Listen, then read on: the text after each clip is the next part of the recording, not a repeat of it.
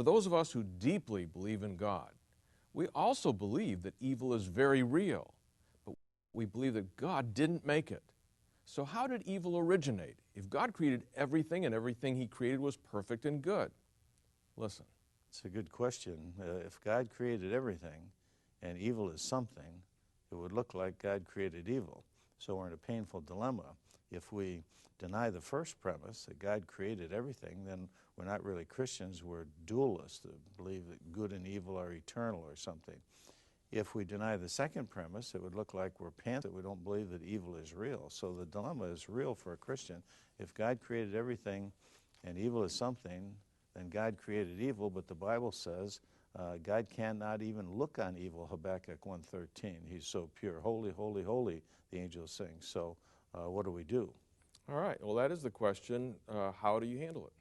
Well, St. Augustine struggled with this way back in the 400s. He was part of a Manichaean cult where they believed that evil and good were both eternal.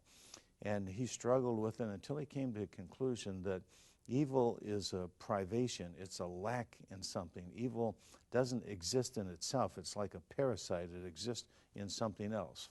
For example, evil is like rust to a car. You have to have iron to have rust. So you have to have something good for evil to exist in it. It's like a wound in an arm.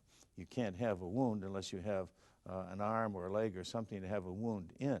Evil is like rot to a tree. You have to have a tree before you can have rot in it. So evil doesn't exist in itself. It only exists in something else. So the answer is God created everything, and everything He created was good. And so God created every good thing. But evil came and corrupted those good things. He didn't create the corruption.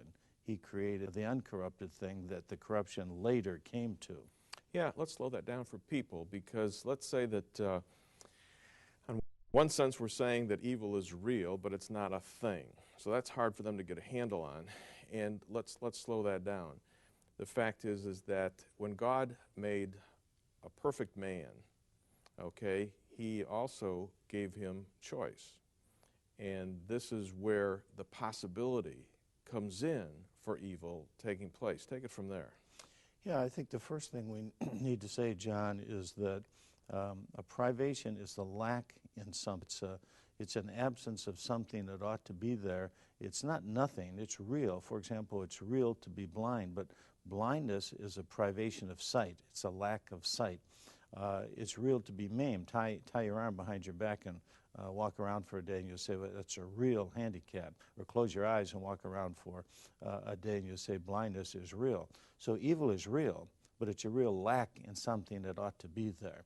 Then the question is, well, how did that lack get there? And that answer is, I think, free choice. God made us free creatures. Freedom makes evil possible. God made us perfectly good. He made us with the capacity to choose. We are the ones who brought evil in.